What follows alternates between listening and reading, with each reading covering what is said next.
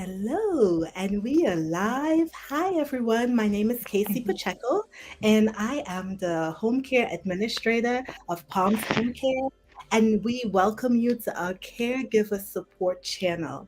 This channel is to support families who are taking care of their loved ones. We want to really encourage our community by means of sharing resources and information. I would like to invite a special guest. It's one of our local nurse practitioners. Her name is Ketsia Aurelian, and she has beautiful things to share. She has a beautiful heart, and I really think you will enjoy what she has to say. This program is sponsored by the Palms. The Palms is a nonprofit organization. It is founded by the Truesdale Foundation, and we provide care, post-acute care. So assisted living, independent living, home health, we got you. So I'm gonna welcome in Ketsia. Ketsia, come on in, come on in. We're just going to ask just a little bit about your professional background. Do you mind sharing with us? Sure. Hi, everyone. It's my it's an honor to be here, honestly. So I'm very appreciative of the opportunity to speak with you guys. I'm a nurse practitioner, adult gerontology. I've been a nurse practitioner since 2018, but prior to that, I worked as a registered nurse since 2010. As a registered nurse, I worked in different areas such as med surg, oncology, stroke, cardiac, and since being a nurse practitioner, I've worked in nephrology, pulmonology, nursing homes. But throughout my career, I've always worked with old people. I just love the elderly. Hence my specialization in adult in gerontology. So Yeah. I'm hoping um, I'm hoping to, I guess, continue in that population and help as much as I can. I don't know. Yes, yes, yeah. And so you're the perfect person because you have a history of working with the senior population. And so that leads me right into the first question I've been dying to ask you. As a nurse and now a nurse practitioner, so you serve a lot of our nursing homes, a lot of our senior populations. You've been into the assisted livings. What are some of the barriers or challenges to healthcare that you see with our senior population? Um, some of the barriers, well, there are plenty, but some of the main or most common ones are lack of family support. A lot of them are here alone. Their family members are out of state or unfortunately have passed, and they're here alone and they have to make hard decisions. Um, and they don't have that family support. Another barrier is lack of resources because majority of them are living on a fixed income. They can barely afford to, well, they can barely afford everything. They have to make difficult choices such as how they're going to pay their home or their medications, multiple frequent doctor's visits. So a lot of times they tend to prioritize what's most important, and oftentimes their medications or recommended diet choices are on the bottom of the priority list. So let's see, other barriers. Lack of technology, like knowledge about how to use technology. A lot of them are um, kind of computer illiterate, and that's a barrier because a lot of the free or affordable resources and convenient resources are found online, and because they either don't have access to or they don't know how to use them, they miss out. So yeah. Thank you for sharing, Ketsia. Yes, we see that a lot, especially as community nurses. We see it a lot in our senior population. Now, question for you. When you're thinking about bridging the gap. And I know you are one of our members of the Bridging the Gap team. We're here in Highlands County, just a group of professionals and concerned citizens. We're just getting together and seeing how we could bridge the gap to better serve the community. What, as a nurse practitioner, what are some innovative and creative ways you are coming up with, you're exploring, playing around with to help the seniors, and or not just the seniors, but their caregivers, because usually the caregivers are so busy taking care of other people, sometimes multiple people, mom, dad, auntie, a church member, that they're so strained, they don't have time to take care of themselves. So, what are some things that you have heard about or you're actually doing to help bridge that gap? All right. Oh, that's a lot of questions. But anyway, I'm kidding. But It is. the okay. So I think let's start off with bridging the gap for the patients. Providing customized, culturally competent care is an absolute must. It's it's no longer safe to just practice the one size fits all type of care management because one size doesn't fit all. So it's best to get on their level and see what their personal and cultural beliefs are and meet them there, including their caregivers in the decision making processes. Um, because just to make sure that everyone's on the same goal, I mean, on the same page, and we're setting the same goals, and that they're reinforcing those goals at home. And also, it helps with accountability too, because Yeah. if their caregivers are aware or on board, they're more likely to, remind them, oh, you have to do this instead of that, and they're more likely to listen. Um, as far as the caregivers, it's a tough job. It's very tough, especially nowadays. Many people are having to care for their um, parents and their children. Some people, their grandchildren, Yes. and it's tough. It's definitely important to know when you need help and seek it. Whether Mhm. it's help from friends, families, or outside resources. Certain facilities provide like I think it's called respite care, Right. where Mhm. you could bring in your loved one for, I don't know if it's during the day or at night or however, and just to get a break. Um, Mhm. it's also very important to find find time for the important things such as relaxation, rest, Mhm. sleep. Mhm. Make sure you don't neglect your health in the process of caring for them. If you're feeling unusual symptoms, check it out. Don't ignore it.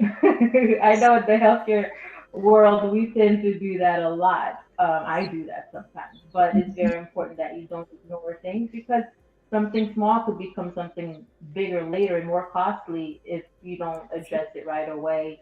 Um, you know, uh, what else? What else? What else? I Some just of the wanted to things that, oh, sorry, I go didn't ahead.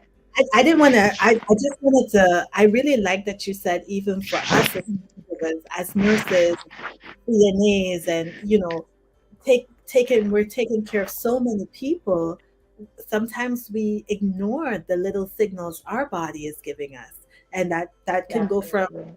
taking some rest, taking a break, putting, your family member or loved one in hospice. I know here at the Palms, we have a respite program. So it's not long Hmm. term, it's not forever, but just maybe a week or two, you get a little break.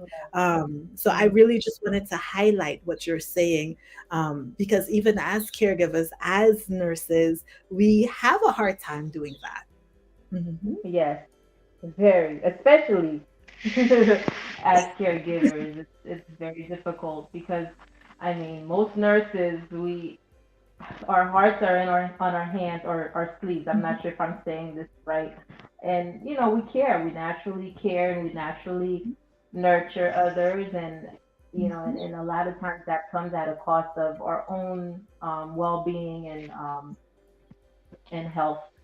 Yes, So, that's true. I usually like to tell my fellow nurses, like today, we took a 10 to 15-minute break. And when I speak to my caregivers, for home health, I tell them, the 4-5-7 breathing, which puts your body, kicks on your parasympathetic nervous system and puts you in the rest and mhm, relax. So it's just even breathing, just taking some time to breathe or walk outside in the garden, take a break if you are working at a facility, taking a break mhm, outside in nature. These are some of the things, yeah, like you said, we're not just telling our patients and family members this is what you have to do. We have to do it too. yes, yes. Hmm. Especially the break part. Oh my God.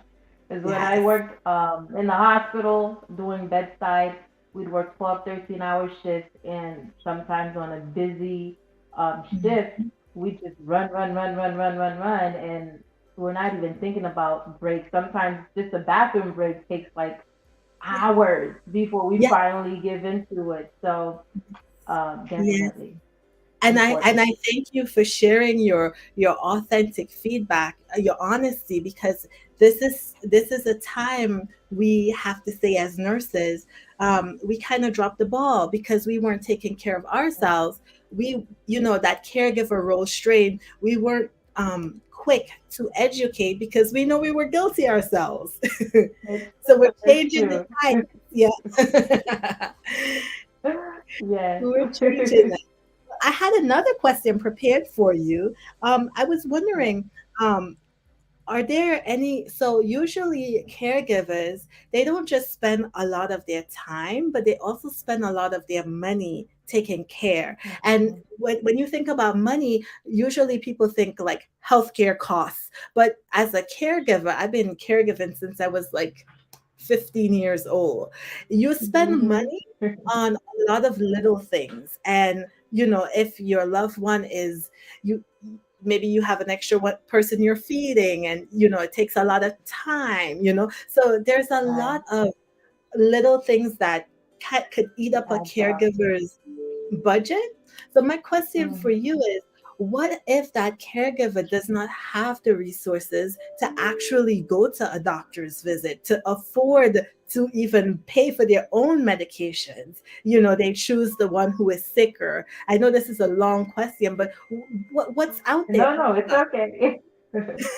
Well, there are a lot. I think that, you know what? COVID was terrible, but that time frame brought in a lot of convenient and affordable resources. Um, there are so many resources out there.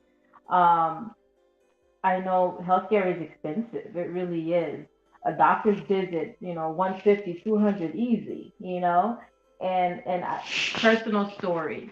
Um, at one point, my insurance, my medical insurance lapsed, and I found out I was pregnant with my fifth baby.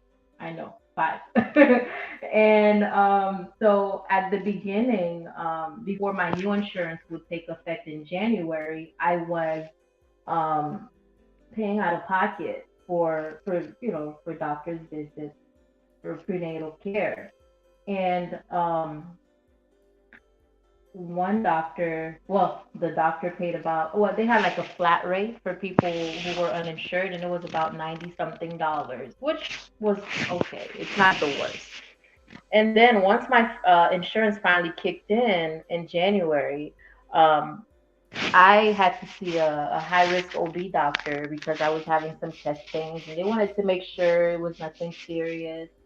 And with insurance, I went to well, let me backtrack a little bit. Even before the insurance, I had to see that the no, I had to see a cardiologist because of the chest pain, to get an echo and other tests done. And Mhm. I think they charged me around 90. Yeah, about the same as the other doctor, $90. So January comes around, and I have insurance now, right? Mhm. Insurance that I'm paying for. And I had to see the high risk OB. With insurance, my copay was 155. And I'm like, how in the world is like, why am I paying 155 for a specialist visit when when Yes. my flat fee or flat rate without insurance was 90 something. So sometimes it's easier to, like, healthcare is easier without insurance. I mean, I'm not encouraging anybody not to have insurance, but Mhm. just to show you how costly it is. It is And thankfully, costly. I only had to go there once, but imagine people who cannot afford it, and some people are chronically ill and they have to see a Mhm. doctor every 3 months or every 4 months. It's hard, and then they still have to eat, they still have to do other things. So Mhm. there are resources, for if they cannot afford a doctor's visit or co-pays, insurances. There are plenty of telehealth um, programs online. There's a whole bunch of them. They have plenty to choose from. There's different platforms where if they have acute issues, they can go on. They pay a small fee, well, smaller than they would have if they went to a clinic or an urgent care or the ER. And like I've seen as low as 25, $35. And they can get whatever care they need. They can get lab work done through other third party websites. There's one called requestattest.com, and you don't even need a doctor's order for that one if you know what tests you need, especially if you're someone who goes to the doctor all the if you go to the doctor all the time, you're kind of familiar with the routine tests that they recommend. You can go on requestattest.com and either order the test individually, or you can order the panel. And it's way cheaper than just going to LabCorp or Quest and paying hundreds of dollars. And the good thing is with the requestattest.com, you can still go to LabCorp or Quest, but they will not charge you the amount that they would have normally charged. There's another one. Uh, I don't remember the name. Hold on 1 second. Let me see if I could think of it. So I'm Um, just gonna, you're breaking up a little bit, but I'm just gonna reiterate what you're saying. So you're saying for okay, those who, have I'm sorry. insurance, it's okay. It's Yes, just you broke up there for a little bit. I'm Those who do sorry. not have insurance, you're saying they can go on requestattest.com and they can Hmm. order without a physician's or nurse practitioner's order. They can order for Hmm. themselves a test, and where would they get it? They would draw it at like Quest or They could go LabCorp. to LabCorp or Quest. Because once because and I've used that service myself, so I know. I'm Okay. telling you what I've used before. Yes. You can either have them fax it to LabCorp or Quest. Um, I'm not sure if every LabCorp or Quest uses this service. That I'm not sure. They would have to find out ahead of time whether or not their specific LabCorp or Quest uses it. But if they do, they could either have the what I did it. I called them, but You there's a call. way you could do it over. I called them because I wanted to make sure I reached someone. But there's a way you could do it online too. You can just go online, register, and do it that way. And then um, once I registered, I paid. I requested for them to fax the order to, I mean the order to LabCorp. But Okay. if you do it online, I haven't done it online, so I'm not really sure what that process entails. But I'm sure you could probably print it out, or there's probably a way you could send it to LabCorp. And Okay. then once the results are available, they email it to you. And Okay. if you're a provider, you can read your own results, or you can find someone to read it for you. Or I guess at that point, if you don't have that option, you can go on one of those telehealth websites Help. and Yeah. pay for someone to help you with that. Like there's countless resources, and that's why it's so important to know or have access to technology, because it makes things a whole lot easier. Another option too for medications is I know of this pharmacy called Honeybee. They deal with people with no insurances. I'm not sure what percentage of a discount they give, but I do know that they provide discounts for medications, discounts on medications for uninsured people. And there's another one. It was actually created by Mark Cuban. You know, the I don't know if you watch Shark Tank Yeah, or if you have in the past. yeah. He's like a billionaire, and he just created this pharmacy. Let me see. I'm probably gonna cut off for a little bit because I'm looking. I'm on Okay. my So phone right now, just to oh, see if it's I can okay. find the name to share it because Okay. I want to share the Okay. name with you. Yes. Hold on one Okay. second. So the mic is breaking up a little bit, so I'm just gonna reiterate what you were saying because I think your mic is probably tied to your clothes, so there's a lot of static. Oh, Um, I'm sorry. I'm no, sorry. it's okay. I just didn't want the viewers to miss what you're saying. So you said Yes. honeybee is where you could go with Honeybee, discount. honeybee.com. Yes. And then the other one is called the other one is called costplusdrugs.com. Cost. Costplusdrugs.com. And this is it's like I said, it was created by Mark Cuban. And I have not personally used any of those, but I also do telehealth on the side through a third party company called Push Health. And a lot, like majority of the patients on there are uninsured, Mhm. and they use this pharmacy and they've had great results. So and I Beautiful. believe, don't quote me on this one because I'm not sure, but I've also heard from some of those patients that Amazon also has an online pharmacy that they can request. That one they would have to verify because I'm not really sure, but I have heard it from the patients, and if they're telling me, there's probably some truth to it. So, but for Yes, sure, costplusdrugs.com and Honeybee. I know they work with uninsured people. So, yes. sorry, go No, ahead. no, I'm just tying up the interview here, but I just wanted to thank you so much, Ketsia, for coming on and sharing My such pleasure. gems. I'm just gonna reiterate some of the things that you said. You talked about caregivers taking time to take care of ourselves as we take care of others, and you shared some requestatest.com, request a test, and Honeybee, Yes. and that last one was care cost, No, RX, cost plus drugs. Cost cost plus drugs, drugs. cost Costplusdrugs.com. plus. I know. Cost plus drugs. Okay. I'm gonna post it here. So I just wanted to end off with a few things. I'm just gonna show one of our viewers. She said she is also a nurse practitioner, and she said that she really liked that you emphasize having a culturally competent care approach. And I Oh, think so that's beautiful. I think there's so many different cultures. It has to be individualized. I absolutely. I also wanted to end by asking any caregivers out there, what would they like to know? What would they wish they would have as a resource? Because sometimes the resource is out there, but they just don't know about it.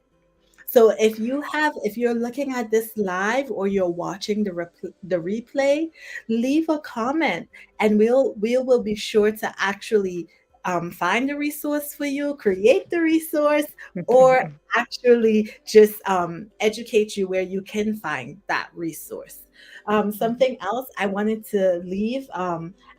So I'm trying to get the community involved in this project that we're working on and bridging the gap in care. So I told R&R that we are a nonprofit and we are doing these outreach programs. And so they wanted to donate some free flat tire repair or free balance, rotate and balance, or free alignment check. So if you are living in the Sebring Highlands County area and you are a caregiver and you can benefit from this, we're going to be looking for your feedback either on Facebook or LinkedIn, and we will be sure to get these to you. Thank you so much, Ketsia. We Oh, my pleasure. we love having you in our community as a caregiver, as someone who personally had your own experience being kind of trapped in healthcare and navigating it. And now you're using your intelligence to help all of us. So we thank you. Thank you. Liz, It we was will see.